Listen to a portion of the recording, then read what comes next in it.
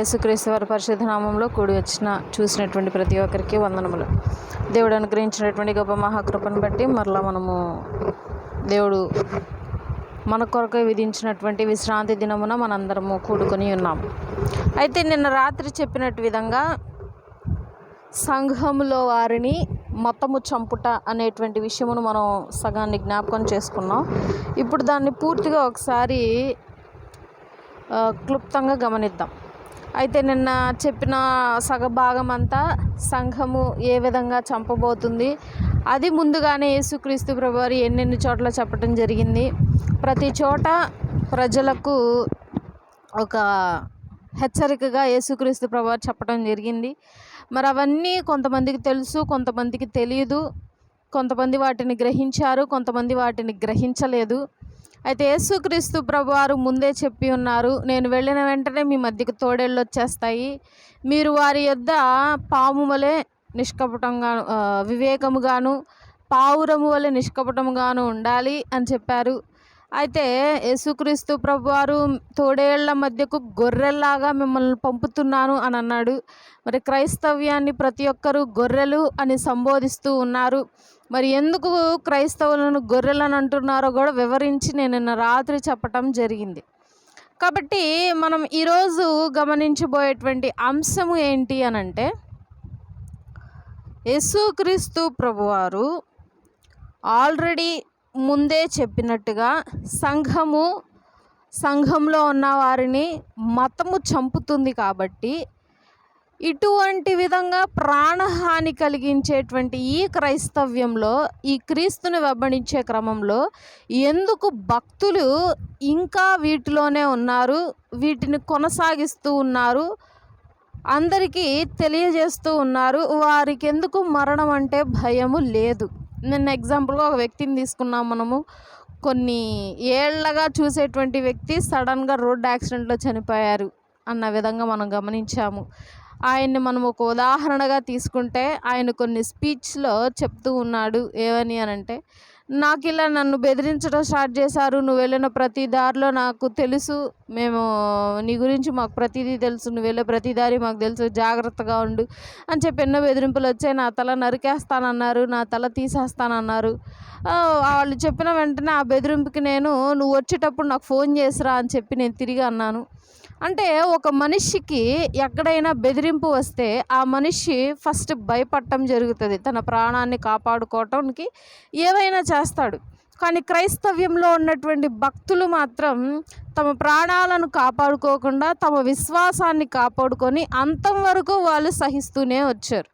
వారు ప్రతిదీ సహిస్తూ భరిస్తూ వచ్చారు. చివరికి వారు ప్రాణం కోల్పోతున్నాము అన్నా సరే వారు ఎప్పుడు వెనుక తిరిగి చూడలేదు, వెనక తట్టును చూడలేదు. మనం ఎగ్జాంపుల్గా నిన్న భాగంలో చూసుకుంటే స్టెఫెన్ గారిని చూసాం. స్టెఫెన్ గారిని రాళ్లతో కొట్టి చంపేస్తే ఆయన ఏమాత్రము తిరగబడకుండా, తిరిగి మాట్లాడకుండా మోకాళ్ళుని, ప్రభువా వీరేం చేయుచున్నారో వీరెరుగురు, వీరిని క్షమించు, నా ఆత్మను మీకు అప్పగిస్తున్నాను అని అంటాడు. కాబట్టి ఎక్కడ ఏ భక్తుడు ఎందుకు ఇట్టి విధమైనటువంటి, అంటే మనిషికి ప్రాణం మీద అంత ఆశ ఉంటుంది, మరి వీరికి ఎందుకు లేదు? వీరిలో ఉన్నటువంటి గుణం ఏంటి, మనకు కావాల్సినటువంటి గుణం ఏంటో ఈరోజు చూద్దాం. అయితే క్రైస్తవుడు మరణమునకు ఎందుకు భయపడడో చూద్దాం. మత్తయి సువార్త 10వ అధ్యాయము 39వ వచనం. మత్తయి సువార్త 10వ అధ్యాయము 39.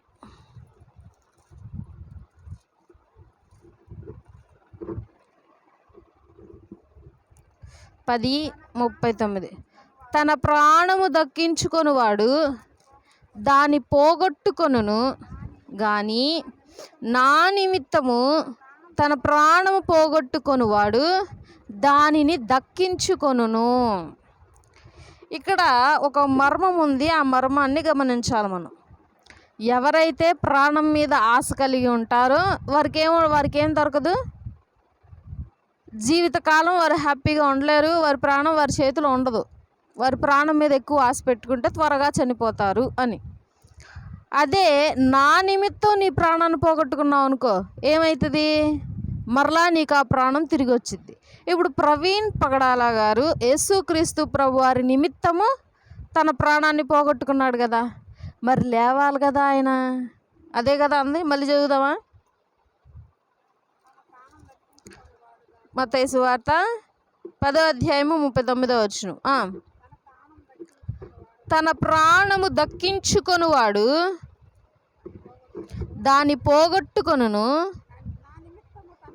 కానీ నా నిమిత్తము తన ప్రాణము పోగొట్టుకొనువాడు దాన్ని దక్కించుకొనును. మరి ఆయన దక్కించుకోవాలి కదా, మరి అప్పుడు ఆయన ఎవరి నిమిత్తంలో చనిపోయి ఉండొచ్చు? అది యేసుక్రీస్తు ప్రభువారు వచ్చేటప్పుడు ఆయన రాకడలో ఎత్తబడటం జరుగుతుంది. ఆ ప్రాణము మళ్ళీ అంత్యదినములు తీర్పు కాలమున ఎవరైతే భక్తిగా యేసుక్రీస్తు ప్రభువారి నిమిత్తము ప్రాణమును పోగొట్టుకుంటారో వారు తీర్పు కాలమున నుంచున్నప్పుడు యేసుక్రీస్తు ప్రభువారు వారికి సాక్షులుగా ఉండి మరలా తమకు జీవాన్ని చేకూరుస్తారు, మరలా తమకు జీవాన్ని ఇస్తారు.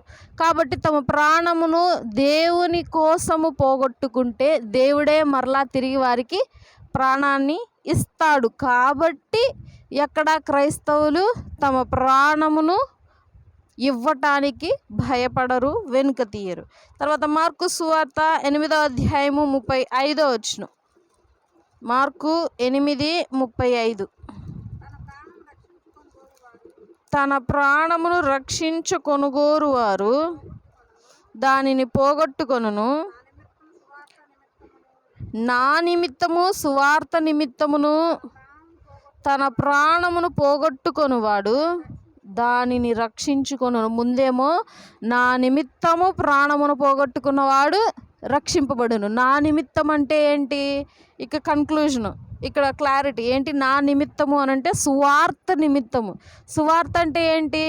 ఈయనే యేసుక్రీస్తు ప్రభువారు, ఈయనే దేవుడు, ఈయనే రక్షకుడు. ఎందుకు ఈయనే దేవుడు అని అంటున్నావు అనంటే చనిపోయి 3 రోజులే తిరిగి లేచాడు. వెంటనే తిరిగి లేవడం జరిగింది. ఆయన సమాధి ఇప్పటికీ ఎప్పటికీ ఎలా ఉంటుంది? ఖాళీగా ఉంది. ఆయన మన కోసం స్థలాన్ని సిద్ధపరుస్తానని చెప్పి ఆయన ఆరోహణం అవటం జరిగింది. అవన్నీ చూసినటువంటి మనుషులు ఇప్పటికీ ప్రపంచంలో సంచరిస్తూ ఉన్నారు. ఆయన మాట విన్న ప్రతి ఒక్క మనిషి ఇప్పటికీ బ్రతికే ఉన్నారు, చూసిన ప్రతి ఒక్క మానవుడు బ్రతికే ఉన్నారు అని చెప్పేటువంటిది సువార్త. ఈ సువార్త కొంతమందికి నచ్చదు, ఈ సువార్త కొంతమందిని ఇబ్బంది పెట్టిద్ది, ఈ సువార్త కొంతమంది మనోభావాలను దెబ్బతీస్తుంది, ఈ సువార్త కొంతమందిని రెచ్చగొడుతుంది, ఈ సువార్త కొంతమందికి కోపాన్ని, ద్వేషాన్ని తెప్పిస్తాయి. స్టెఫెన్ గారు ఇలాగే నుంచొని ధర్మశాస్త్రం గురించి బోధిస్తూ, ధర్మశాస్త్రం దేవదూతలు మీకు ఇస్తే మీరట్టి విధంగా బ్రతకట్లేదు అని చెప్పి ఆయన తిరిగి వారిని క్వశ్చన్ చేస్తూ హెచ్చరిస్తూ ఉంటే అక్కడ ఉన్నటువంటి శాస్త్రులు, పరిసయ్యులు వారందరూ పళ్ళు కొరికెను అని ఉంటుంది. కోపం వచ్చి పళ్ళు కొరుకుతూ ఉన్నారంట. స్టెఫెన్ గారు పరలోకంలో చూసినటువంటి సన్నివేశాన్ని జస్ట్ ఆయన చెప్పాడు. ఏం చూశాడు అని అంటే, పరలోకము తెరవబడెను, ఆకాశములు తెరవబడెను. ఆకాశంలో ఏం చూశాడు ఆయన అనంటే, తండ్రి కుడిపార్శ్వమున కుమారుడు కూర్చుండి ఉండెను. అది చెప్పాడంతే. వెంటనే వీళ్ళందరూ పెద్ద కేక ఒకటి వేసుకొని చెవులు ఇట్లా మూసేసి వినలేక వచ్చి వెంటనే బయటికి ఈడ్చుకొచ్చేసి రాళ్లతో కొట్టి చంపేశారు. అంటే సువార్త అనేటువంటిది నిజమైనది. అంటే సమాజం నిజం మాట్లాడితే చంపుతుంది, సమాజము మతం గురించి మాట్లాడితే చంపుతుంది, సమాజము నిజదేవుణ్ణి చూస్తే బట్టలు దించుకుంటుంది అని అంటాడు ప్రవీణ్ పగడాల గారు. కాబట్టి సువార్థికులను ఎక్కడ చూసినా సరే ప్రతి ఒక్కరూ ద్వేషిస్తారా, మెచ్చుకుంటారా? చక్కగా చెప్తున్నావయ్యా, మా ఇంట్లోకి కూడా వచ్చి చెప్పు అంటారా?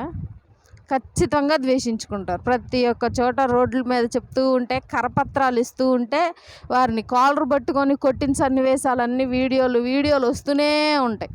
చక్కగా గుడిసెలో కూర్చొని 2 యవనస్తులు ఇట్లాగ సువార్త స్త్రీలకు చెప్తూ ఉంటే వాళ్ళని రోడ్డు మీదకి తీసుకొచ్చి గుండెల మీద కొట్టే చంపేశారు. యవనస్తుల్ని గుండె మీద కాలుతో కొట్టి కొట్టి కొట్టి చనిపోయేలా చేశారు.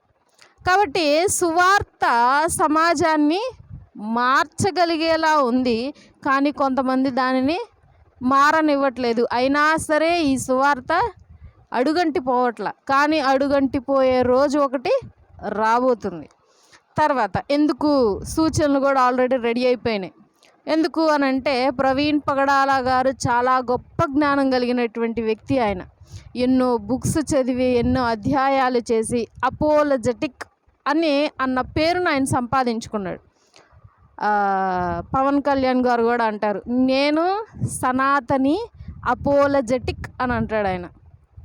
ప్రవీణ్ పగడాల గారు నేను క్రిస్టియన్ అపోలజెటిక్ అని అంటాడు ఈయన. అంటే అర్థం ఏంటి అని అంటే వారి మతాన్ని వారు, ధర్మాన్ని వారు ప్రబోధించుకోవటం, అంటే అందరికీ తెలియజేయటం, మా మతం ఇది అని. అయితే ఈ అపోలజెటిక్ అనే వారికి అన్నీ తెలిసి ఉండాలి. అప్పుడే అపోలజెటిక్ అనే పేరు వారికి వస్తుంది. ఈ అపోలజెటిక్స్ వీరు ఏం చేయాలి? ప్రతిదాన్ని తెలుసుకొని వాటిలో మేలైన దానిని వీరు ఎంచుకోవటం జరుగుతుంది.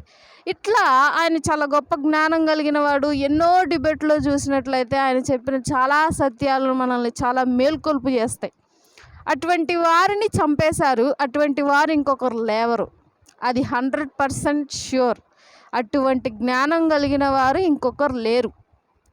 ఇప్పుడు అటువంటి వారు లేకపోతే సువార్త భూలోకంలో కరువైపోయింది. ఇక మనకేం తెలిసింది? మిడిమిడి జ్ఞానాలు మనవి. ముందు అడుగు కూడా వెయ్యలేం, కనీసం సర్వసత్యంలోనికి కూడా నడిపింపబడలేం. అట్టి ఆలోచనలు మనకు లేవు. ఎందుకనంటే కడుపు నిండా తిండి ఉంది, చాలు కూర్చుందాం అన్న విధంలోనే ఉంటున్నాం చాలామంది క్రైస్తవ్యులు. సో ఇక నుండి సువార్త కరువు అవ్వటం మొదలైంది. ఆల్రెడీ ఇంతకుముందు కరోనా టైంలో చర్చిలు మూసేసరికి సువార్త కరువైపోవడం స్టార్ట్ అయిపోయింది అని అన్నారు. కానీ చర్చిలు మూసేస్తే జూమ్ మీటింగులు జరిగాయి, జూమ్ మీటింగ్లోనే సండే స్కూళ్ళు జరిగాయి, జూమ్ మీటింగ్లోనే స్త్రీల కూడికలు అన్నీ జరిగాయి. అక్కడ సువార్త కనుమరుగవ్వలేదు. ఇక నుండి సువార్త కనుమరుగవ్వటం మొదలవుతుంది.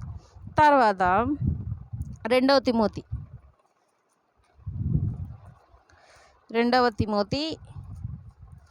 4వ అధ్యాయము 8వ వచనం. 2 తిమోతి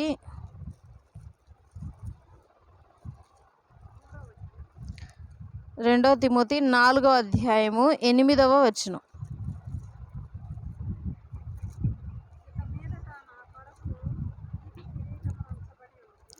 రెండవ తిమోతి 4వ అధ్యాయము 8వ వచనం. ఇక మీదట నా కొరకు నీతి కిరీటము ఉంచబడి ఉన్నది.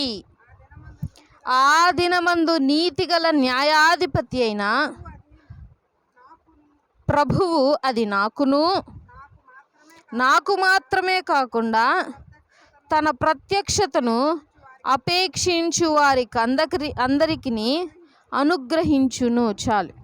నీతిమంతుడైనటువంటి యేసుక్రీస్తు ప్రభువారు ఏమివ్వబోతున్నారట? కిరీటాన్ని ఇస్తారంట. మనం ఆల్రెడీ కొన్ని సంఘటనలు చెప్పుకున్నాము, కొన్ని సన్నివేశాల్లో, కొన్ని అంశాల్లో. నీతి కిరీటము, మైమరపు అనే దట్టి, డాలు ఇవన్నీ పట్టుకోవాలి.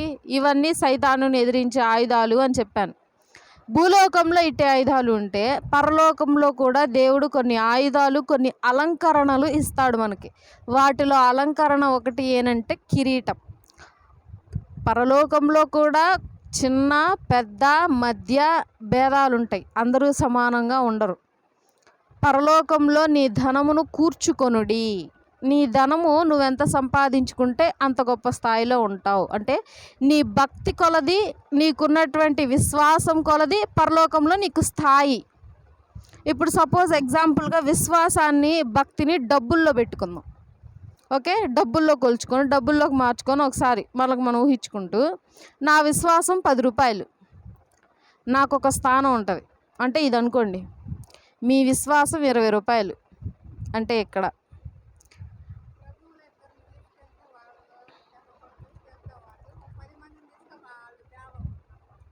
అంతే. ఇంకొకరి విశ్వాసం 100 రూపాయలు, ఇంకా హయ్యెస్ట్లో ఉంటాడు. సో పరలోకంలో ఇటు భేదాలు ఉన్నాయి కనుక నువ్వేం చేయాలి?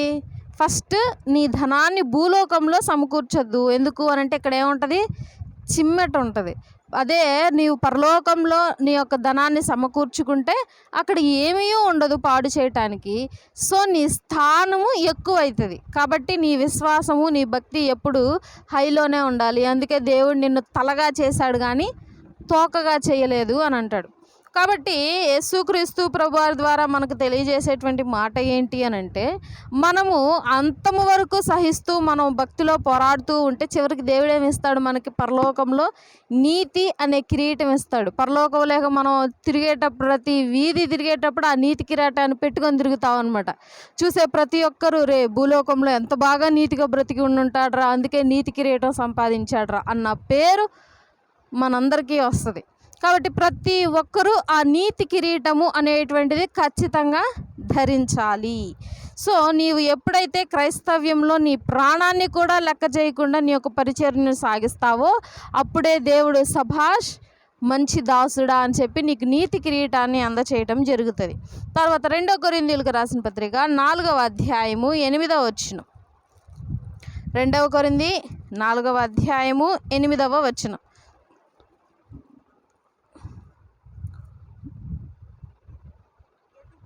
ఎటుపోయినను శ్రమపడుచున్నాను, ఇరికింపబడువారము కాము, అపాయములోనున్నను కేవలము ఉపాయము లేని వారము కాము, తరమబడుచున్నను దిక్కులేని వారము కాము, పడద్రోయబడినను నశించువారము కాము, యేసు యొక్క జీవము మా శరీరమందు ప్రత్యక్షపరచబడుటకై యేసు యొక్క మరణానుభావమును మా శరీరమందు ఎల్లప్పుడూ వహించుకొని పోవుచున్నాము. పౌలు గారు ఆయన జీవితాన్ని, ఆయన ప్రయాణాన్ని గమనించుకుంటే యేసుక్రీస్తు ప్రభువారు ఏ విధంగా అవమానాలు పొందారో, హింసలు పొందారో అదే విధంగా పౌలు గారు కూడా అనుభవించారు. పౌలు గారు అంటున్నారు, మమ్మల్ని వెంబడిస్తూ ఉన్నారు, మేము దిక్కులేని వారం కాము, మేము అనాథలం కాము. అదేనా చూద్దాం. ఫస్ట్ ఒక్కొక్క లైన్ చూద్దాం. ఎటుపోయినను శ్రమ పడుచున్నాం. ఏ ఊరికి వెళ్ళినా సరే శ్రమే, ఏ సంఘానికి వెళ్ళినా సరే ఏదో ఒక మాట వచ్చి చిచ్చు వచ్చి శ్రమే జరుగుతుంది. ఇరికింపబడు వారము కాము. ఎటుపోయినను శ్రమే వస్తుంది, కానీ మేము ఇరుక్కుపోయి ఒకే చోటే ఉండేటువంటి వారము కాము. అపాయములోనున్నను ఉపాయము లేని వారము కాము. మేము ఆపదలో ఉన్నామని మాకు తెలుసు, ఈ సువార్త చెప్పటము తప్పే అని తెలుసు. లైక్ తప్పే అని అంటే సమాజం ఊరుకోదు, తిరగబడుతుంది అని తెలుసు. అయినా సరే మేమేం చేస్తున్నాం? కొనసాగిస్తూ ఉన్నాము. అంటే ఉపాయం లేక కాదు. ఇప్పుడు ఎగ్జాంపుల్గా చెప్తూ ఉన్నాను.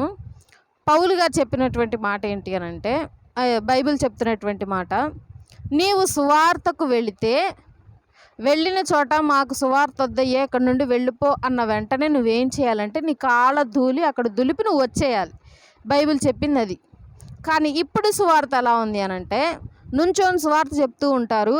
వారు వచ్చి మాకు వద్దయ్యా సువార్త, వెళ్ళిపోండి ఇక్కడ నుండి అని అంటే, నేను నీకు చెప్పట్లేదుగా, నువ్వు వినకపోతే నువ్వు పక్కకి వెళ్ళి నుంచో, మేము వాగాల్సింది వాగేసి వెళ్ళిపోతాం అని అంటున్నారు. ఎక్కడా బైబిల్ అలా చెప్పమని చెప్పలేదు. నీకు ఇష్టమైతేనే చెప్పాలి, ఎదుటివారికి అంగీకారం అయితేనే చెప్పాలి. లేదు అని చెప్పి నీ ఇష్టం వచ్చినట్టు సువార్త చెప్పేస్తే దాన్ని సువార్త అనరు. ఆ మాటలకి విలువ ఉండదు. అదేవిధంగా ఇక్కడ చెప్తున్నాడు. ఏంటది? అపాయములో ఉన్నను కేవలము ఉపాయము లేని వారము కాము. మేము ఆపదలో ఉన్నామని తెలుసు. ప్రతి ఒక్క ఇంటికి వెళ్ళి సువార్తను ప్రకటిస్తే మమ్మల్ని కొడతారు, తిడతారు, అవమానిస్తారని తెలుసు. తెలిసినా కూడా మేము వెళ్ళి చేస్తున్నాము. అయితే మాకు ఉపాయం లేదని కాదు, అంటే మాకు ఆలోచన లేదని కాదు, దానికి సమాధానం లేదని కాదు, శ్రమ వస్తే దాని నుండి తప్పించుకోలేనంత తెలివితేటలు లేనటువంటి వారం కాదు. ఉన్నాయి తెలివితేటలు, కానీ మేము ఇలాగే చేస్తాం. ఎందుకు? పరలోకంలో ఏమిస్తాడు దేవుడు? నీతి కిరీటాన్ని ఇస్తాడు. తర్వాత తరమబడుచున్నను దిక్కులేని వారము కాము. ప్రతి చోట పౌలు గారిని తరవటమే. ఎక్కడికైనా వెళ్ళి సంఘాన్ని చేర్చడం, సంఘాన్ని సమకూర్చడం, వెంటనే ఇంకో ఊరికి వెళ్ళటం, ఇంకో ఊరికి వెళ్ళిన వెంటనే అక్కడ ఉన్నటువంటి వారందరూ చూసి పౌలు గారిని తరమటం, కొన్ని చోట్ల కొట్టడానికి రావటం, ఆయన్ని పట్టుకొని జైల్లో వేయటం, ఇలా ప్రతి చోట తరుముతూనే ఉన్నారు. ఆయన దిక్కులేని వాడు కాడు. దిక్కులేని పిల్లలకు తండ్రి ఆయనే. కాబట్టి ప్రతి ఒక్కరికి గృహం కలదు. ఎక్కడుంది అని అంటే పరలోకంలో ఉంది. కాబట్టి మేము దిక్కులేని వారము కాము, అయినను మేము ఏం చేయబడుచున్నాము, ఇప్పటికీ తరమబడుచున్నాము. తర్వాత పడద్రోయబడినను నశించు వారము కాము. పడద్రోయబడినను మేము నశించు వారము కాము అనంటే మమ్మల్ని ఎంతో అవమానిస్తూ హింసిస్తూ బాధిస్తూ ఉన్నా సరే మేము ఎక్కడ పడిపోయిన వారము కాము. ఇప్పుడు చాలామంది అంటూ ఉంటారు, ఏదో ఒక కూలీనాలో చేసుకొని బతక ఎందుకయ్యా ఇవన్నీ, ఎందుకు ఈ మాటలన్నీ చెప్పుకుంటూ తిరుగుతూ ఉంటారు అని అంటూ ఉంటారు. అయితే వారికి దీనిలో ఉన్నటువంటి మర్మము ఎవరికీ తెలియదు. అసలు ఎందుకు ప్రతి ఒక్క క్రైస్తవుడు సువార్తను చెప్తూ ఉంటాడు? అసలు ఈ మాటను ఒకసారి సన్నివేశం వచ్చింది కాబట్టి గమనిద్దాం. ఎందుకు చెప్పాడు మీరు చెప్పండి? యేసుక్రీస్తు ప్రభువు దీనికి కూడా ఉపమానం చెప్పి వెళ్ళిపోయాడు ఆయన. అసలు క్రైస్తవుడు సువార్త ఎందుకు చెప్పాలి? దేవుడు ఎందుకు తెలుసుకోవాలి? అంతా జరిగిపోతుంది, గాలి వేస్తుంది చక్కగా, ఖర్చు లేదు, ఎందుకు? ఇప్పుడు నేను ఉన్నాను ఎగ్జాంపుల్గా, మా నాన్న కన్నాడు కాబట్టి నాకు కనిపిస్తున్నాడుగా, అందుకని మా నాన్న అంటున్నా. దేవుడు నాకు కనిపించలేదే. ఇప్పుడు దేవుడే గాలి ఇచ్చాడని రుజువేంటి? దేవుడే నీళ్ళు ఇచ్చాడన్న సాక్ష్యం ఏంటి? దేవుడే ఈ భూమిని చేశాడన్న దానికి ఆధారాలు ఏంటి? ఎక్కడ రాశాడా నేను చేశాను అని చెప్పి? మరి ఎందుకు దేవుడిని నమ్మాలి? బైబిల్లో రాశారు, మత గ్రంథాలు, అన్ని మత గ్రంథాల్లో మా దేవుడు చేశాడనే అంటారు ప్రతి ఒక్కళ్ళు. కాబట్టి మరి ఎందుకు మనం దేవుడిని నమ్మాలి? చక్కగా ఉద్యోగాలు చేసుకోవటం, చక్కగా బతకటం, సంతోషంగా ఉండటం, హాని చేయకుండా హ్యాపీగా ఉండటం, నీతిగా బతకటం, చచ్చిపోవటం, ఇట్లా బతక్క సువార్త ఎందుకయ్యా నీకు అని అంటున్నారు ప్రతి ఒక్కళ్ళు. అసలు ఎందుకు చెప్తున్నాడు క్రైస్తవుడు సువార్త అని అంటే చెప్తున్నాను చూడండి. యేసుక్రీస్తు ప్రభువారు ఒక ఉపమానం చెప్పారు. ధనవంతుడు బీదలాజరు. ఏం చెప్పాడు? ధనవంతుడు బీదలాజరు. ధనవంతుడు కోటలో ఉండి ఆహారం తింటూ ఉంటే పక్కన మిగిలిపోయినాయి అని అటు ఇసిరేవారంట కిందకి. కింద పాకాలో ఉన్నటువంటి బీదలాజరు కుష్టివ్యాధి కలిగినటువంటి వాడు అది తీసుకొని తింటా, ఆ ఎంగిలి రొట్టె ముక్కల్ని తింటా బ్రతికాడు. చనిపోయాక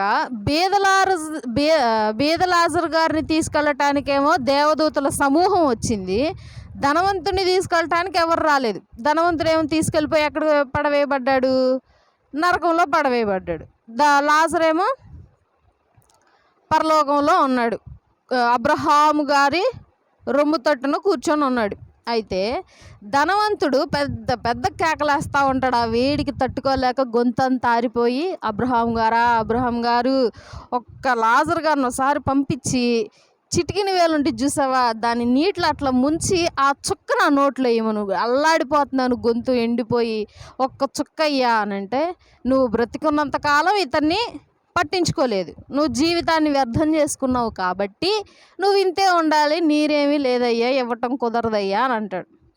సరే అయితే నా బతికేదో ఇట్ట అయిపోయిందిగా, నా అన్నదమ్ముళ్ళు ఉన్నారు కింద, నా అక్క చెల్లెళ్ళు ఉన్నారు కింద, వాళ్ళకన్నా వెళ్ళి లాజర్ని చెప్పమనయ్యా. ఎవరిని చెప్పమనాలి? చనిపోయినటువంటి లాజరు వెళ్ళి ప్రతి ఒక్కరికి సువార్తను చెప్పమనయ్యా అని అంటే అప్పుడు అబ్రహాం గారు అంటారు ఏమని? బ్రతికున్నవారు వచ్చి చెప్పితేనే నమ్మట్లేదు, ఇక చనిపోయినవాడు వచ్చి నేను చచ్చిపోయి బ్రతికానయ్య అంటే నమ్ముతారా? నమ్మరు.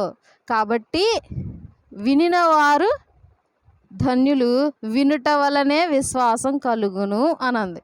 విని నమ్మిన వారే ధన్యులు. చూసి పరీక్షించి దానంతా కదిలించి అది ఆ సబ్జెక్ట్ కలిగిన వారు వేరుగా ఉంటారు. వాళ్ళందరినీ తోమా గారి కిందకి తోస్తారనమాట. తోమా గారు అనే కాదు కానీ శిష్యులందరినీ దొయ్యొచ్చు. ఎందుకు? శిష్యులందరూ భయపడి ఒక గదిలో కూర్చొని ఉంటే యేసుక్రీస్తు ప్రభువు తలుపు తట్టి వస్తే మీ అందరికీ సమాధానం కలుగును గాక అంటే ఫస్ట్ వాళ్ళందరూ భయపడతారు, దెయ్యం అని చెప్పి. చనిపోయిన వ్యక్తి లేచి కూర్చున్నాడంటే మరి అంతే భయపడతాడు మనిషి. లేదయ్యా నేనే యేసుక్రీస్తు ప్రభువుని, ఇదిగోండి సిలువ కొట్టారు కదా, ఇగో రంధ్రాలు అని చెప్పి. నిజమే అని అందరూ చూస్తూ కొంతమందికి ఇంకా షాకే, నిజంగా మనిషి లేస్తాడా, అది సాధ్యమేనా అని. తోమా గారు ధైర్యం చేసి నిజమేనా అని చెప్పి నేను ఏలు పెట్టచ్చా దాంట్లో అంటాడు. రా పెట్టి చూడు, ఎట్లా ఏలు పెడతాడు. ఎంత అనుమానం ఏంటయ్యా నీకు అని అంటాడు అప్పుడు తోమా గారు. కాబట్టి మనుష్యులు బ్రతికున్న వారి సువార్తనే అంగీకరించట్లేదు, ఇక చనిపోయినటువంటి లాజరు గారి సువార్తను ఏం అంగీకరిస్తారు? కాబట్టి ఇక్కడ మనం నేర్చుకోవాల్సిన ఉపమానం ఏంటి అని అంటే, చనిపోయిన వారికి ఇంకొక ఛాన్స్ ఉండదు. ఇప్పుడు ఆయన ఏమంటున్నాడు, కోత విస్తారంగా ఉంది కానీ పనివారు కొందరే. ఇదంతా కోతే, బ్రతికి ఉన్న కోత, మాట్లాడుతూ ఉన్న కోత, ఆలోచిస్తూ ఉన్న కోత, నడుస్తూ ఉన్న కోత. ఈ కోతను కొయ్యాలి. కోసే టైం వచ్చింది, కోసే టైం రాగానే వెంటనే కొయ్యటం జరుగుతుంది. అయితే ఇది సిద్ధంగా ఉండాలిగా, ఈ కోత పండాలిగా, శుభ్రంగా మంచిగా పండి మంచి ధాన్యాన్ని ఇస్తే ఉపయోగకరం.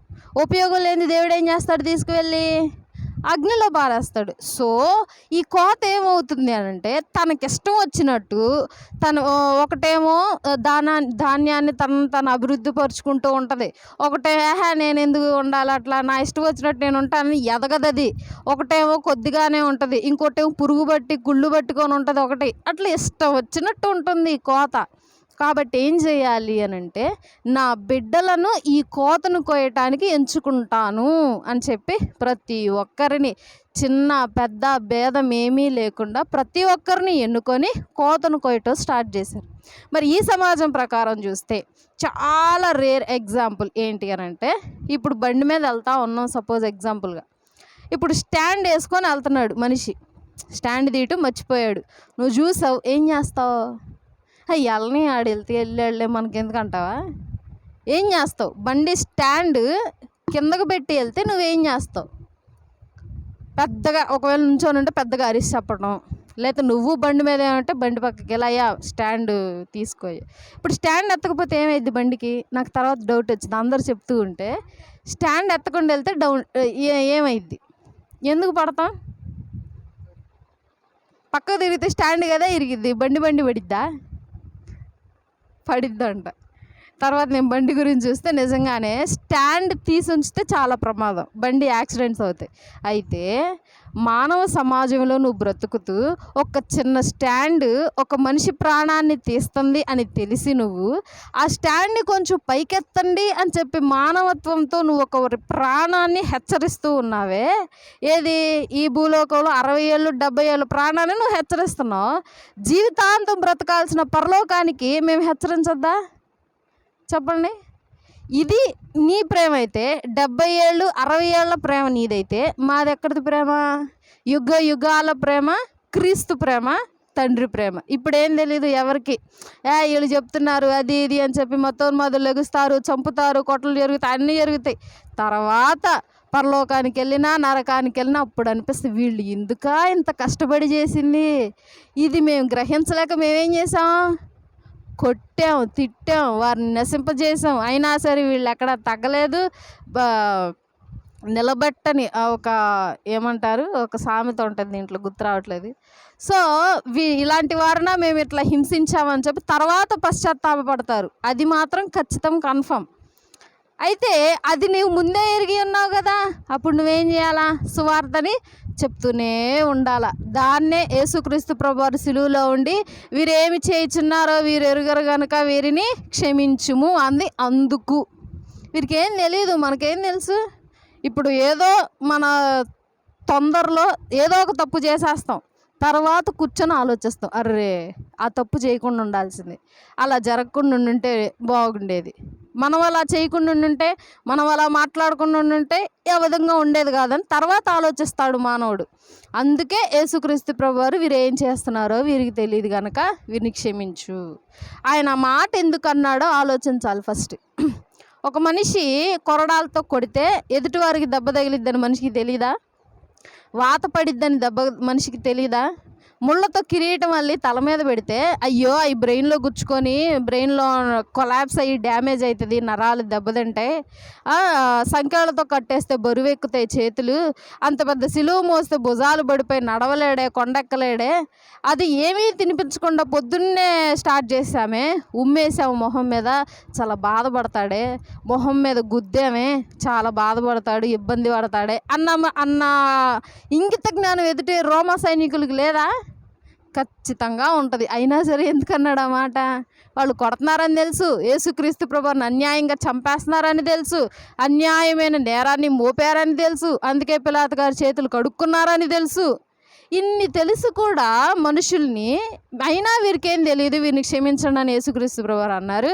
స్టెఫెను గారిని రాళ్లతో కొడతా ఉంటే అయినా సరే వీళ్ళకేం తెలియదని యేసుక్రీస్తు ప్రభువారు లాగా స్టెఫెను గారు కూడా వీళ్ళకి ఏం తెలీదు, వదిలేసేయండి తండ్రి అని అంటున్నాడు.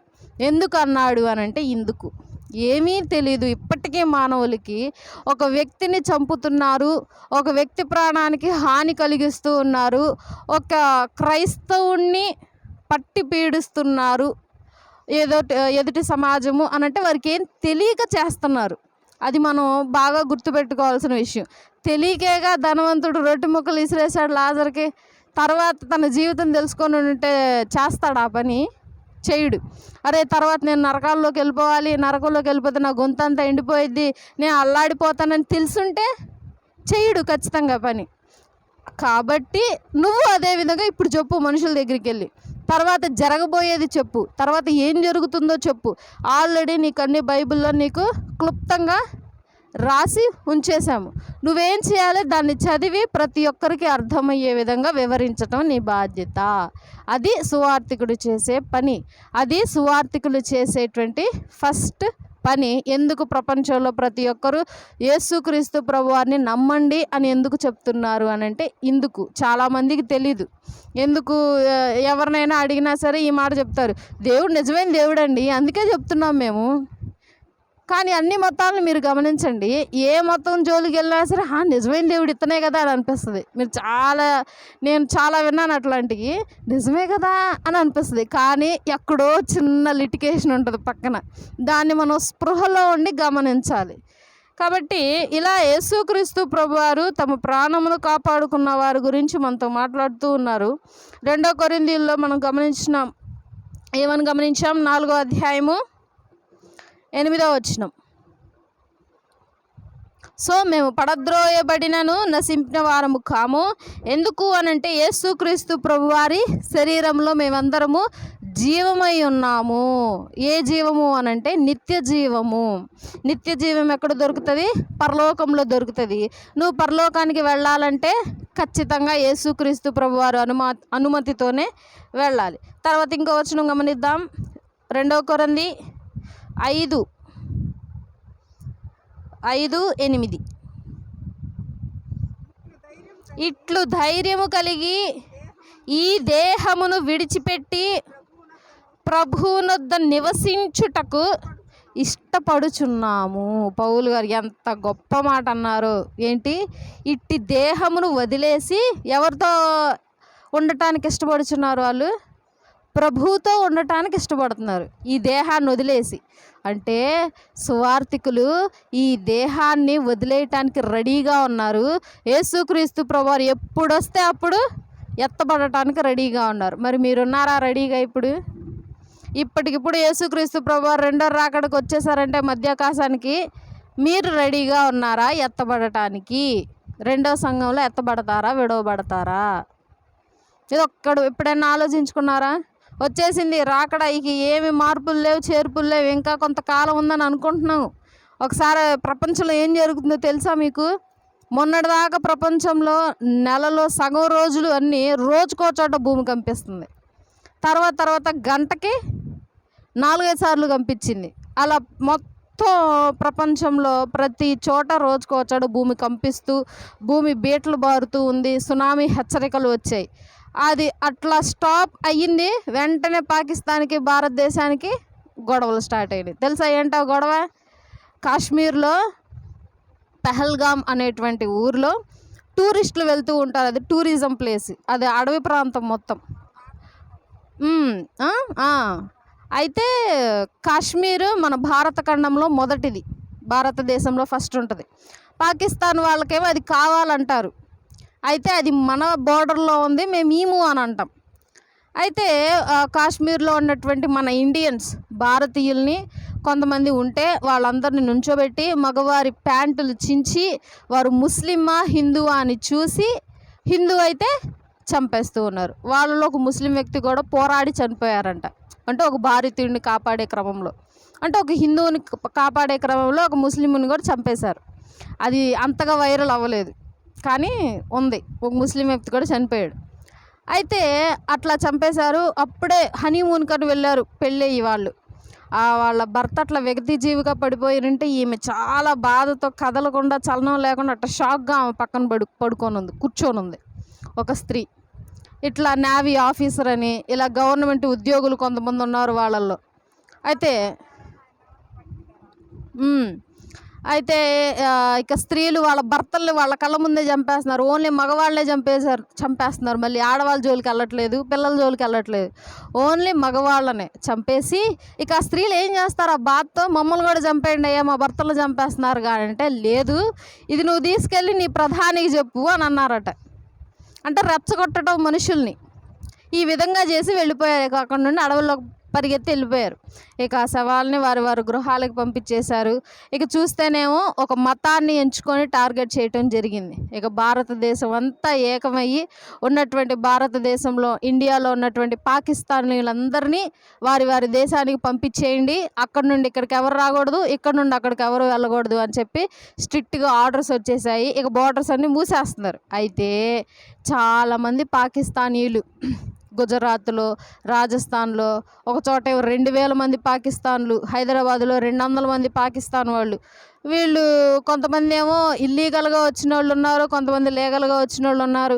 కొంతమంది టూరిజంగా 40 రోజులు ఉందామని వస్తే 5 రోజులే ఉన్నాయంట, 5 రోజులే అయ్యిందంట వచ్చి. అంటే ఇంకా కొన్ని రోజులు ఉండటానికి వీసా ఉంది. వాళ్ళు హడావిడిగా తీసుకెళ్ళి బోర్డర్ దగ్గర వదిలేస్తున్నారు. డబ్బులన్నీ వేస్ట్. ఖర్చులు పెట్టుకొని అప్పటికప్పుడు లేకపోయినా అప్పులు తీసుకొని పాకిస్తాన్ వాళ్ళని తీసుకెళ్ళిపోయి వాళ్ళ బోర్డర్లో పెట్టేయడం జరుగుతుంది.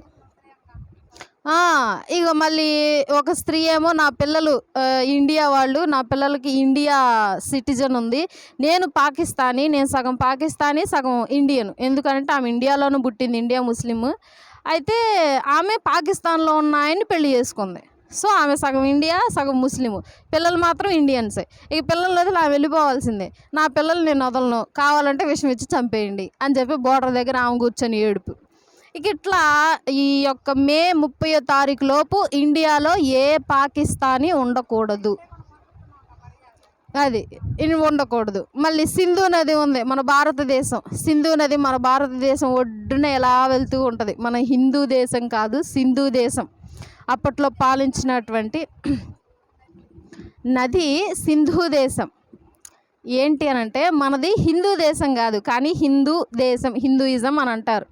ఎందుకు అని అంటే, అప్పట్లో పరిపాలించేటువంటి రాజులకి సింధుని హిందూగా పలికారు, సాని హాగా పలికారు. సో వారికి పలకటం రాక హిందూ హిందూ హిందూ హిందూ చేస్తారు. కానీ మనది సింధు నాగరికత, మనం సింధూలం.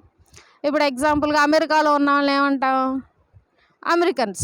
రష్యాలో ఉన్న వాళ్ళని రష్యన్స్. ఇజ్రాయెల్లో ఉన్న వాళ్ళని ఇజ్రాయెల్. మరి హిందూ దేశంలో ఉన్న ఏం ఆధారంతో నువ్వు హిందూ అంటున్నావు? కాబట్టి సింధు నది మన వైపు ప్రవహిస్తూ ఉంది కాబట్టి సింధు నాగరికతకు చెందినటువంటి వారం మనం. సింధు నది పక్కన నుండి పుట్టుకొచ్చిన వారం మనం. సో సింధువులం మనం. కాబట్టి ఆ సింధు నది పాకిస్తాన్లోకి పారుతూ ఉంటే దాన్ని ఆపేస్తాము అని చెప్పి ఇక ఇట్లా చాలా గొడవలు జరుగుతూ ఉన్నాయి. త్వరలో 3వ ప్రపంచ యుద్ధం రాబోతుంది.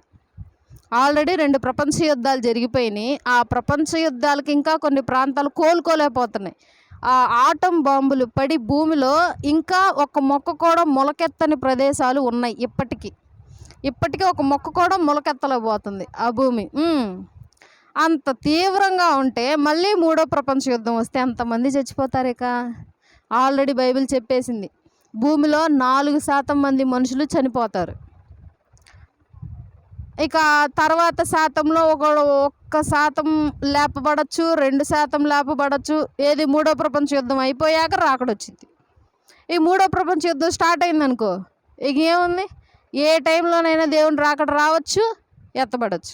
ఎత్తబడకుండా విడవబడ్డావా సగం నరకం నువ్వు భూమిలోనే చూసేస్తావు. ఆల్రెడీ ఇప్పటికీ చూస్తూనే ఉన్నారు చాలామంది. ఇజ్రాయిల్ దాడులు, పాలస్తీనా వాళ్ళు ఇజ్రాయిల్ కొట్టుకోవటము, వాళ్ళు ఆడపిల్లల్ని తీసుకెళ్ళిపోయి కిడ్నాపులు చేయటము, ఇట్లా ప్రపంచ యుద్ధాలన్నీ జరుగుతున్నాయి. 3వ ప్రపంచ యుద్ధం కూడా రాబోతుంది అని చెప్పి సూచనలు మనకు కనిపిస్తూ ఉన్నాయి. ఇక ఈ మూడో ప్రపంచ యుద్ధంలో అందరూ కలిసి పోరాడుతూ ఉంటారు, చచ్చిపోతూ ఉంటారు. ఇక ఈ రందులో ఈ బైబిల్, ఈ మతము, యేసుక్రీస్తు ప్రభువారి గురించి పాడటం ఇక ఏ ఉండవు మనుషులకి. ఎందుకు అని అంటే ప్రేమ కరువు అయిపోయింది. ఇక మనిషికి ప్రేమ ఉండదు. ఆల్రెడీ మీరు గమనించవచ్చు చాలా సన్నివేశాల్లో ఇప్పటికీ మనుషులు మనుషులు ఎట్లా ఉన్నారు ప్రేమ లేకుండా అని. నేనైతే చాలామందిని చూశాను ఇప్పుడు ఈ జనరేషన్లో. ప్రేమ అనేది లేదు, ప్రేమ అనేది కరువు అయిపోయింది. ఇక అంతా అయిపోవస్తుంది, దేవుని రాకడ రాబోతుంది. మనం అందరం ఏం చేయాలంటే సిద్ధపడి ఉండాలి. ఇక మనం ఏం చేసేది లేదు. మనం సిద్ధపడి ఉంటాం, సిద్ధపడ్డాం, మనం రెడీగా ఉన్నాం అన్న వెంటనే ఇంకొకరిని సిద్ధపరచడం. దేవుడు వచ్చే టయానికల్లా పరిశుద్ధాత్మ దేవుడు ఒక ముద్రను ఇస్తాడట. ఆ ముద్రను నీవు పెట్టుకొని ఉంటే పరిశుద్ధాత్మ దేవుడు నీతో పాటు తనతో పాటు నిన్ను కూడా తీసుకెళ్తాడు. లేదు అంటే నిన్ను వదిలేసి వెళ్ళిపోతాడు ఆయన కూడా. పరిశుద్ధాత్మ దేవుడు వెళ్ళిపోయాడు అనుకో, మనం ఏం చేయాలి, ఎలా ఉండాలి, ఏంటి ఏం చెప్పేవాళ్ళు ఉండరు. పరిశుద్ధాత్మ దేవుడు ఎవరనంటే మన మనసులో వాళ్ళే. మన మనసులో ఒక స్వరం వస్తుంది, మీరు విన్నారా? ఏదైనా పని చేయాలనుకో 2 మనసులు చెప్తూ ఉంటాయి మనకి, ఇట్లా చేయరా బాగుంటుంది అని అంటది ఓ మనసు. ఇంకో మనసు అంటది అటొద్దు ఇటు చెయ్యి అని అంటది. ఒకటేమో తప్పుడుగా చూపిస్తుంది, ఇంకోటేమో కరెక్ట్గా చూపిస్తుంది మనం జాగ్రత్తగా ఆలోచిస్తే మన మనసు. సో ఆ రెండో మనసు మాయమైపోయింది కొన్ని రోజుల తర్వాత. ఇక నీకు ఒక్క మనస్తత్వమే ఉంటుంది. ఇక ఆ మనస్తత్వం అంటది నీ ఇష్టం వచ్చింది చెయ్యి, ఎవడు రాడడ్డు, ఆయన్ని కొట్టాలనుకుంటున్నావా వెళ్ళి కొట్టు, ఎవడేం చేస్తాడో చూద్దాం అని అంటది. కానీ పరిశుద్ధాత్మ దేవుడు నీలో ఉంటే అలా చెయ్యొద్దయ్యా, చేస్తే నీ వెనకాల ఉన్న వారికి ఇబ్బంది అయ్యా అని అంటది. సో పరిశుద్ధాత్మ దేవుడు లేపబడే రోజున సంఘం మొత్తము లేపబడుతుంది. సంఘం లేపబడింది అని అంటే ప్రేమ చల్లారిపోయిద్ది, పరిశుద్ధాత్మ దేవుడు ఉండడు, యేసుక్రీస్తు ప్రభువారు కూడా ఉండరు. ఆయన ప్రార్థన వినడు, పట్టించుకోడు, వదిలేస్తాడు. 3.5 సంవత్సరం అంతా బిక్కుమంటూ బ్రతకాల సర్వ మానవాళి. 3.5 తర్వాత ఇక దేవుడు వస్తాడు. దేవుడు వచ్చి మొత్తం 7 సంవత్సరాల పరిపాలన. 3.5 తర్వాత దేవుడు వచ్చి భూమిలో ఉన్నటువంటి క్రీస్తు విరోధిని సంహరించి ఈ భూమి మొత్తాన్ని నాశనం చేసి ఆల్రెడీ సంఘంలో మధ్యాకాశంలో ఉంటారు వాళ్ళందరి కోసమని మళ్ళీ సపరేట్గా నూతన సృష్టిని చేస్తాడు. సేమ్ మన భూమి ఎట్లా ఉండిద్దో అట్లాగే ఉండదు ఆ సృష్టి కూడా. ఆ సృష్టిలో ఆ మధ్యాకాశంలో ఉన్న వారిని ఆ సృష్టిలో పెట్టి మళ్ళీ వారికి ఇంకో టెస్ట్, మళ్ళీ వారిలో నుండి ప్యూరిఫికేషన్. మళ్ళీ అప్పుడే పరలోకానికి వెళ్ళరు ఎవరు, అప్పుడే నరకానికి ఎవరు వెళ్ళరు. విడవబడిన వాళ్ళందరూ ఒక స్థలంలో ఉంటారు, మధ్యాకాశంలోకి వెళ్ళిన వాళ్ళందరూ ఆ నూతన సృష్టిలో ఉంటారు. ఆ నూతన సృష్టిలో ఎలా ఉంటుంది అని అంటే సింహము దూడలతో గడ్డి మేసిద్ది. సింహం ఎంత ఆకలేసినా సరే ఏం తిందో, గడ్డి మాత్రం తిందు. కానీ నూతన సృష్టిలో సింహం గడ్డి తింటుంది. తోడేలు మేకలతోనూ గొర్రెలతోనూ సహవాసం చేసిద్ది. అసలు తోడేలు ఎక్కడ, గొర్రె ఎక్కడ, ఏమన్నా పొందుతుందా ఈ యొక్క సృష్టిలో?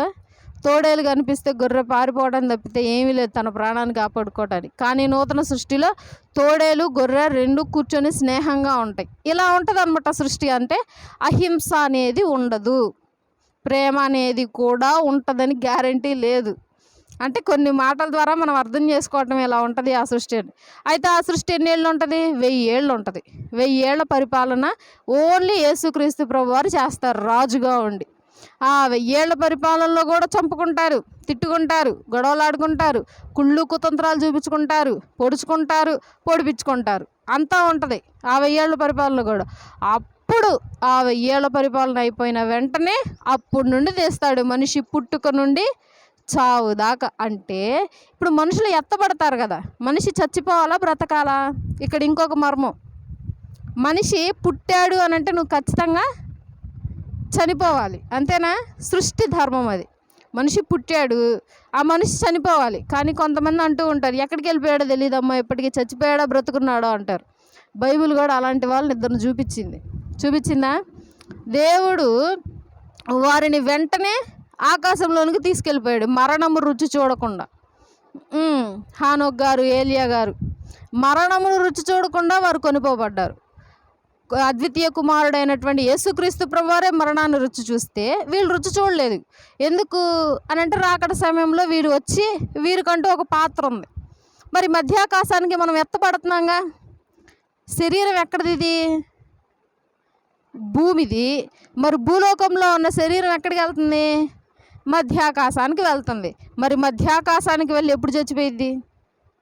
శరీరం చావాలిగా, నశించాలిగా, అప్పుడే కదా తీర్పు శరీరానికి. సో మధ్యాకాశానికి తీసుకువెళ్ళి మధ్యాకాశం నుండి నూతన సృష్టికి మరలా ఆ శరీరాలని దించుతుంది. అప్పుడు ఆ 1000 ఏళ్ల పరిపాలనలో చస్తారు అందరూ.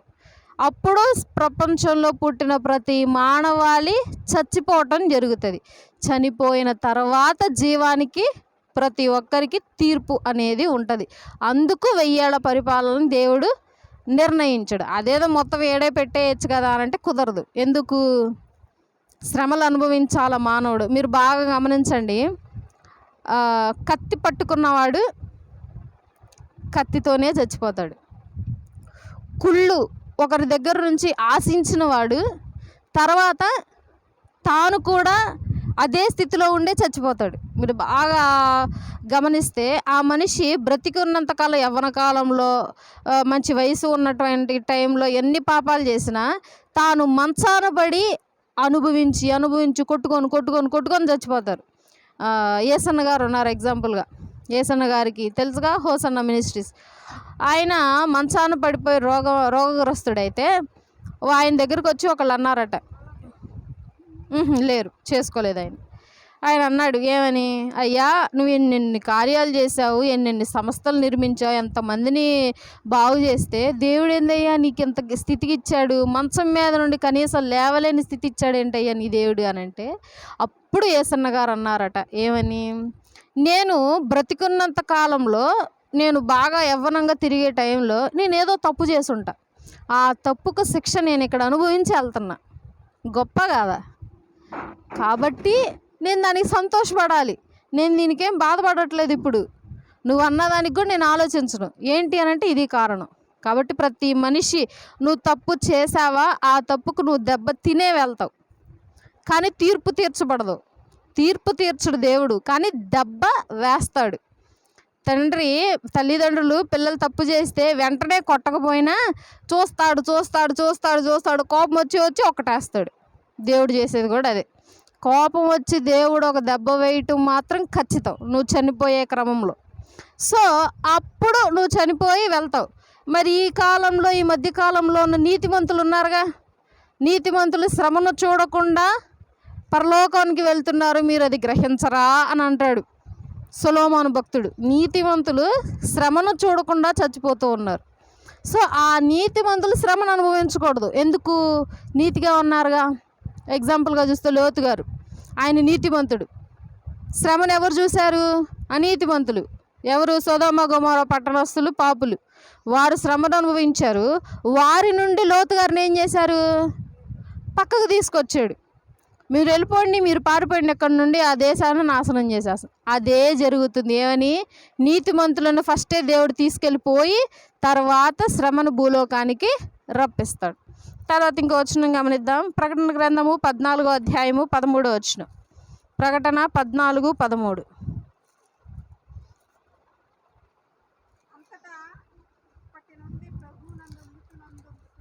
ప్రకటన 14:13. అంతటా ఇప్పటి నుండి ప్రభువునందు మృతులు ధన్యులని వ్రాయుమని పరలోకము నుండి ఒక స్వరము చెప్పగా వింటిని. చాలు. ఇప్పుడు కొన్ని శిలాఫలకాల ఏమంటారు, మృతులు చనిపోయిన వెంటనే వారి మీద రాస్తారు, ప్రభువునందు చనిపోయిన వారు, ప్రభువునందు మృతులైన వారు ధన్యులు అని రాసేవారు ఇంతకుముందు. ఇప్పుడేమో నా పరుగు తొడముట్టించి తిని అని చెప్పి కొంతమంది రాస్తూ ఉన్నారు. అలా ఇష్టం వాళ్ళు వచ్చినట్టు రాస్తూ ఉన్నారు. కొన్ని వాక్యాలు తీసుకొని వారు జీవించినటువంటి జీవిత కాలమును సాదృశ్యంగా తీసుకొని. అయితే పరలోకం నుండి ఒక మాట చెప్తూ ఉంది, ఇక నుండి నువ్వేం చేయాలి? ప్రభువునందు మృతులై ఉన్న వారికి ఏమని వాక్యము వ్రాయాలి నువ్వు అని అంటే, ప్రభువునందు మృతులైన ప్రతి ఒక్కరూ ధన్యులు. వారు ధన్యులు, వారు అదృష్టం చేసుకొని ఉన్నారు. అదే రాయాలి. వారు అదృష్టం చేసుకొని ఉన్నారు. వారంత అదృష్టవంతులు ఇంకొకరు లేరు. ఆ అదృష్టవంతులను ఎక్కడ గుర్తు చేసుకుంటారు? మళ్ళీ పరలోకంలో గుర్తు చేసుకుంటారు అని చెప్పి పరలోకం నుండి ఒక స్వరం వినిపిస్తూ ఉందంట. యోహాను గారికి ప్రకటన గ్రంథం రాస్తూ ఉన్నాడు ఆయన. అప్పుడు ఆయనకి స్వరం వినిపించి రాశాడు. తర్వాత ఫిలిప్పీ 3:20.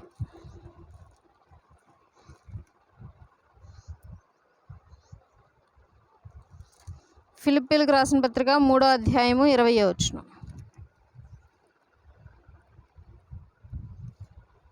మన పౌరస్థితి పరలోకమందున్నది, అక్కడ నుండి ప్రభు అయిన యేసుక్రీస్తు అను రక్షకుని నిమిత్తము కనిపెట్టుచున్నాము. ఇది కాదు మన పౌరస్థితి. ఏంటి మన పౌరస్థితి? పరదేశులము ప్రియులారా మన పురమిదిగాదెప్పుడు, నిజముగా పురమిదిగాదెప్పుడు. స్థిరమని నమ్మకు ధరయవరికిని, స్థిరమని నమ్మకు ధరయవరికిని. పరలోకమే స్థిరము, నిజముగా పరలోకమే స్థిరము. కాబట్టి చనిపోయే వారి దగ్గర పాడతారనమాట ఈ పాట. తర్వాత ఇంకెత్తరు, అందుకే నాకు తెలియలేదు, తర్వాత తెలిసింది ఈ పాట. కాబట్టి ఎవరైతే ఇది శాశ్వతం, ఈ ధనం శాశ్వతం, ఈ లోకం శాశ్వతం, ఈ మానవ జీవితం శాశ్వతం, ఉన్న ఈ యొక్క జీవితాన్ని ఎంజాయ్ చేయాలి, తర్వాత బతుకుతామో లేవో తెలీదు, ఎన్నో ఈ జన్మను హ్యాపీగా ఉండాలి అని అనుకుంటున్నవారు ప్రతి ఒక్కరు ఇది శాశ్వతం కాదు అని చెప్పి జ్ఞాని అయినటువంటి సొలొమోను గారు ఎప్పుడో చెప్పేశారు. ఒక రాజు ఒక ఉపాధ్యాయుడు అయ్యాడు అని అంటే ఎంత అనుభవం కలిగి ఉంటే ఒక ఉపాధ్యాయుడు అవుతాడో చూడండి. ఒక టీచర్ అయ్యాడు, ఇదిగో నువ్వు వెళ్ళొద్దు, వెళ్తే ఏం ఉండదయ్యా అక్కడ అని అంటాడు. వ్యర్థం వ్యర్థం వ్యర్థం సూర్యుని క్రింద జరుగు ప్రతి ప్రయాస. ఒక రాకెట్ కనిపెట్టాడు ఒక సైంటిస్ట్, మనకి ఎట్టుంటుంది, అమ్మో ఎంత పెద్ద రాకెట్. కానీ సంసన్ గారు జ్ఞాని అయినటువంటి సొలొమోన్ గారు ఏమంటున్నారు, వేస్ట్ అయ్యేది. సింపుల్గా చెప్పేశాడు, వ్యర్థం. సూర్యుని క్రింద జరుగు ప్రతి కార్యము వ్యర్థమే. ఏదో తెలివిగా మనం ముందుకెళ్తున్నాం, జ్ఞానవంతులం, మేము ఇందులో గొప్ప ఇందులో దిట్ట అని అనుకుంటున్నాం, కానీ అంతా వేస్టేనయ్యా అని సింపుల్గా దోసాడు రాజుగారు. అదే ఒక్కసారి కూడా చెప్పలేదు ఆయన, 3 సార్లు బైబిల్ ప్రతిదీ 3 సార్లు తెలియజేస్తూ ఉంటుంది ఒక విషయాన్ని. అంటే 3 సార్లు చెప్పింది అని అంటే అర్థం ఏంటి? ఇప్పుడు ఎగ్జాంపుల్కి కోర్టు ఉంది, ఆర్డర్ ఆర్డర్ ఆర్డర్ 3 సార్లు అంటది, 4వ సారి అందు, 5 సార్లు అందరూ, 2 సార్లు అందు. 3 సార్లు అనింది అని అంటే ఏ విషయమైనా అది స్థిరం, అదే నిజం అని అర్థం, అదే పవర్ఫుల్, అదే ఇక కదల్చబడలేనిది అని అర్థం. సో అదే వాస్తవం అని కూడా. సో వ్యర్థం అంతా వేస్టేనయ్యా, ఏమి లేదు ఇక్కడ అని అన్నాడు. ఏది మొత్తాన్ని చూశాడు ఆయన. మళ్ళీ ఆయన 2-3 చూసి అని అనలా, మొత్తాన్ని చూశాడు. ప్రతీది తన శరీరము కోరుకున్న ప్రతి ఆశను ఆయన తీర్చాడు, నెరవేర్చాక ఆయనకు అర్థమైంది దేవుడు ఏం చేశాడు, అతన్ని ఉమ్మేశాడు, పక్కకి తోసేశాడు, తిరస్కరించాడు. ఏది తన శరీర కోరికలను నెరవేర్చినందుకు దేవాది దేవుడు తీసుకువెళ్ళి చిన్న వయసులో రాజుగా కూర్చోబెడితే దేవాది దేవుడే మళ్ళీ ఏం చేశాడు, ఆయన్ని తిరస్కరించి పక్కకు నెట్టేశాడు. అప్పుడు అర్థమైంది, ఓష్ ఇంత చేశాను నేను తప్పు, అయితే తెలియాలి ప్రతి ఒక్కరికి, తప్పు చేశానో ప్రతి ఒక్కరికి తెలియాలి, ఏం తప్పులో ఏం నేర్చుకున్నానో కూడా ప్రతి ఒక్కరికి తెలియాలి అని చెప్పి ఆయన ప్రసంగి సామెతలు పరమగీతంలో రాశాడు. ఉపాధ్యాయుడిగా కనిపిస్తాడు మనకు ఆయన. సో కాబట్టి క్రైస్తవుడు ఎందుకు మరణానికి భయపడడు? నిజ క్రైస్తవుడు, మనలాంటి క్రైస్తవులు కాదు, నిజ క్రైస్తవులు. నిజ క్రైస్తవులు అంటే ఎవరు? శిష్యులు నిజ క్రైస్తవులు అంటే. నిజ క్రైస్తవుడు అని అంటే అర్థం ఏంటంటే తన ప్రాణాన్ని కూడా లెక్క చేయకుండా సువార్తను చెప్పేవాడిని నిజ క్రైస్తవుడు అంటారు. ఒక చెంప కొట్టగానే వెంటనే ఇంకో చెంప పీకేవాడు క్రైస్తవుడు కాడు. ఒక తిట్టగానే తిరిగి 4-5 తిరిగి తిట్టేవాడు నిజమైన క్రైస్తవుడు కాడు. కాబట్టి నిజ క్రైస్తవులు నమ్మేటువంటిది ఏంటి అని అంటే పరలోకంలో మనకు ఒక బహుమానం ఉంది. ఆ బహుమానం కొరకు మనం ఇప్పుడు ప్రయాసపడితే ఆ బహుమానం అప్పుడు అందుతుంది. అమ్మో ఇంతమంది జనాల్లో దేవుడు నన్ను గుర్తిస్తాడా, నన్ను లెక్కిస్తాడా అని అనుకుంటూ ఉంటారు కొంతమంది. కానీ నీ దేవుడు నిద్రపోడు, కనీసంలో కనీసం కొనుకోడు కూడా. కొనుకోవటం అంటే ఏంటి? నిద్ర ముందు వచ్చిద్దే తూలుడు, అది కూడా రాదట దేవుడికి. కాబట్టి యేసుక్రీస్తు ప్రభువారు ప్రతి విషయంలో ఆయన సాదృశ్యం, ఆయన జీవిస్తూ చూపించినటువంటి సాదృశ్యంలో ప్రతి ఒక్క దాంట్లో మీరు పోరాడండి. ప్రపంచంలో ప్రతి దాని మీద పోరాడండి, కానీ ఎక్కడ వెనుక తిరగొద్దు. ఎందుకు? నీ తండ్రి గొప్పవాడు, నీ దేవుడు గొప్పవాడు. నీ తండ్రి ప్రేమ కంటే గొప్పది ఈ లోకంలో ఏమీ లేదు. యేసుక్రీస్తు ప్రభువారి ప్రేమను చూశారుగా మీరు. ఒక పాట రిలీజ్ చేశారండి. అసలు నేను ఎంత ఖాళీగా ఉన్నా ఆ పాటే వింటా ప్రతిసారి. కానీ ఆ పాట మీరు వింటే అది వేరే విధంగా మీకు అర్థమైద్ది. ఒకసారి పాడతాను, నేను నేర్చుకుంటున్నాను, పాడతాను. అయితే ఆ పాటలో భావం ఏంటి అని అంటే, ఒక కుష్టి వ్యాధి కలిగిన వాడు పాడుతున్నాడు పాట. అంటరాని వాడవంటూ నన్ను ఊరు బయటకు త్రోసివేసి, దేహమంతా కుళ్ళిపోయి దుర్వాసనతో నిండిపోయి, అయిన వారు తోడు లేక భుజము తట్టేవారు లేక మరణమును బ్రతిమాలుకున్నాను అంటాడు. అసలు భలే బాధ అనిపించింది అక్కడ. అది కూడా నన్ను ముట్టలేదు అంటాడు మళ్ళీ. మరణమును బ్రతిమాలుకున్నా అది నన్ను ముట్టలేదు. అలాంటి వాడిని నువ్వు నా కేక విన్న వెంట నువ్వు నన్ను వెనక్కి తిరిగి నా బాధను నువ్వు చూసి రోధించి ఏడ్చి నీ చేతులు చాపి నన్ను ముట్టి స్వస్థపరిచావు. దూరంగా ఉండి ఉష్ బుష్ అనలేదు దేవుడు, దగ్గరికి పిలిచి తనను దగ్గరకు తీసుకొని ముట్టుకొని స్వస్థపరిచావు నువ్వు నన్ను. అట్టి విధంగా ఎవరు నన్ను చేయలేదు. నీ జాలి గొప్పది, నీ ప్రేమ గొప్పది అని మాట్లాడాడు. యేసుక్రీస్తు ప్రభువారి గురించే ఇంత ప్రేమ నువ్వు చూసి కరిగిపోతా ఉంటే తండ్రి ప్రేమ ఎట్లా ఉంటుంది అప్పుడు? యేసుక్రీస్తు ప్రభువారి ప్రేమను చూసే నువ్వు తల్లడిల్లిపోతూ నీ జీవితాన్ని మార్చుకొని నువ్వు ఎదుటి వాళ్ళని మారుస్తూ ఇట్లా ఉంటే తండ్రి ప్రేమ ఇంకెంత బాగుంటుందో. తండ్రి ఇంకెంతగా ప్రేమిస్తూ ఉన్నాడో. కుమారుడికి తండ్రికి భేదం ఉంటుందిగా, ఖచ్చితంగా ఇద్దరిలో ఏదో ఒక భేదం ఉంటుంది. ఇంకెంత ప్రేమ కలిగి ఉంటాడో తండ్రి, అది చూపించడానికే యేసుక్రీస్తు ప్రభువారు భూలోకానికి వచ్చారు. కాబట్టి యేసుక్రీస్తు ప్రభువారు తెలియజేసేటువంటిది ఏంటి అని అంటే, నా తండ్రి కోసం నేను పోరాడా, నా తండ్రి కోసమే నేను దెబ్బలు తిన్నా, నా తండ్రి కోసమే నేను అవమానింపబడ్డాను, నిందని మోసాను. కాబట్టి నీవు కూడా నా కోసం నింద మోయాలి. ఎవరి కోసం ఇప్పుడు మనం నింద మోసేది? యేసుక్రీస్తు ప్రభువారి కోసమే. నువ్వెక్కడైతే యేసుక్రీస్తు ప్రభువారు ఇలాగ చెప్పుచున్నాడు అన్నావు అనుకో, ఏదో ఒక రాయొచ్చి నీ నెత్తి మీద పడిద్ది ఖచ్చితం. ఎవడో ఒకడు చెప్పిసురుతాడు నీ మీద కన్ఫర్మ్. అయినా సరే నువ్వు నిజంగా ధీటుగా నుంచొని మాట్లాడాలా. నన్ను కొట్టాడు అని చెప్పి నువ్వు దిగకూడదు. దిగేటట్టయితే ఎక్కమాక. నీ కాడిని భుజాన్ని ఎత్తుకొని వెనుక తిరిగితే దేవుడు ఏం చేస్తాడు? ఉమ్మేస్తాడు. అందుకే పౌలు గారు అంటారు, బోధకులు తొందరపడి కాకుడి. మా పిన్ని చెప్పింది నాకు ఈ మాట. నేను ఇలా చేస్తున్నాను అని అంటే ఫస్ట్ ఈ మాట చెప్పింది. పౌలు గారు ఈ మాట అన్నారు తెలుసా, తొందరపడి బోధకులు కాకుడి అని. కాబట్టి సువార్థికులమైనటువంటి ప్రతి ఒక్కరికి చెప్పేటువంటి మాట ఏంటి అని అంటే, నీవు సువార్త చెప్పడం మొదలు పెట్టావా, నీ ప్రాణాన్ని కూడా లెక్క చేయకుండా ముందుకు నడు. మహా అయితే ఏం చేస్తారు? చంపేస్తారు.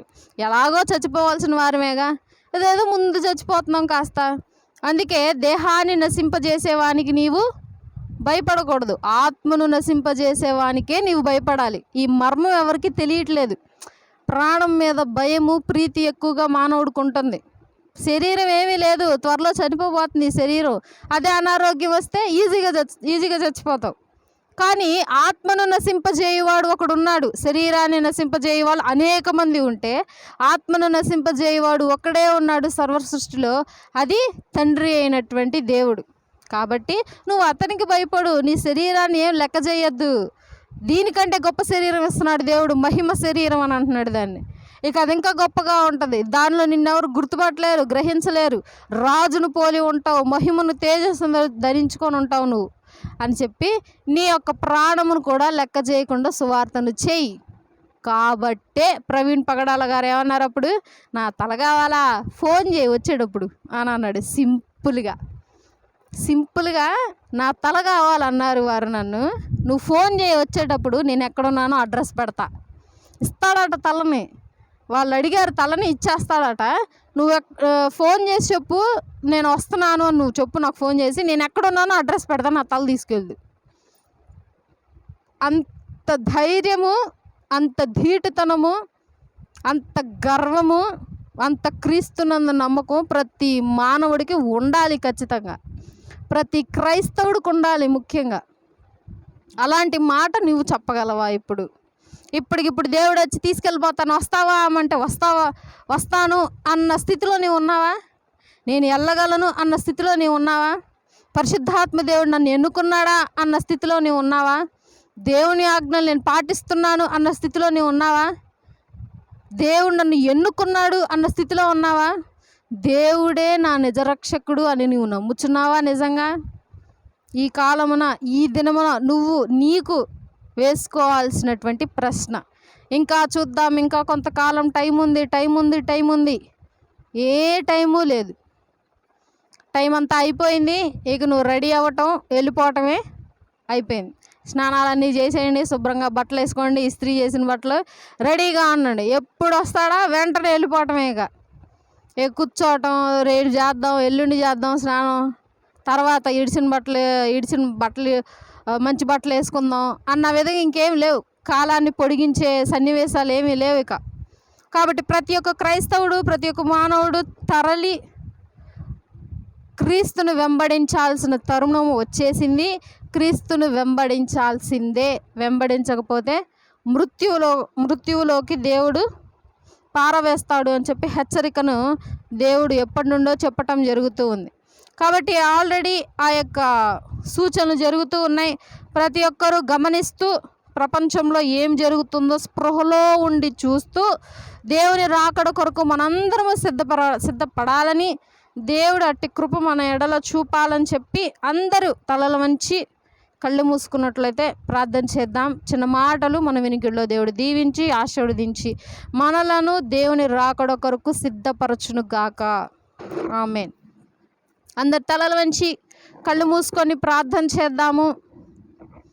మరి జరిగినటువంటి యుద్ధంలో చనిపోయినటువంటి వారు మన భారతీయులు, మన తోటి సహోదరులు, వారి గురించి, వారి యొక్క కుటుంబీకులు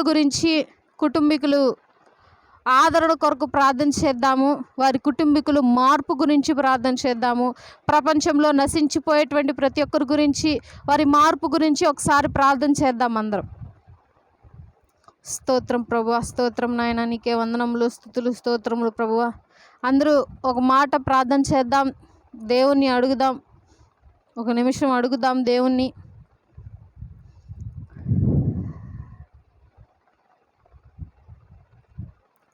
పరిశుద్ధుడు అని ప్రధాన దూతలతోనూ మానవకోటి సమూహంలోతోనూ పొగడబడినటువంటి తండ్రి, నీకు వందనములు, స్తుతులు, స్తోత్రములు ప్రభువా.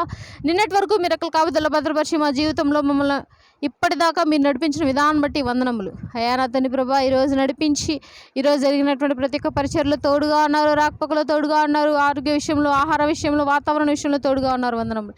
ఈరోజు జరిగినటువంటి ఆదివారపు ఆరాధనలో తోడుగా ఉన్నారు, వందనములు.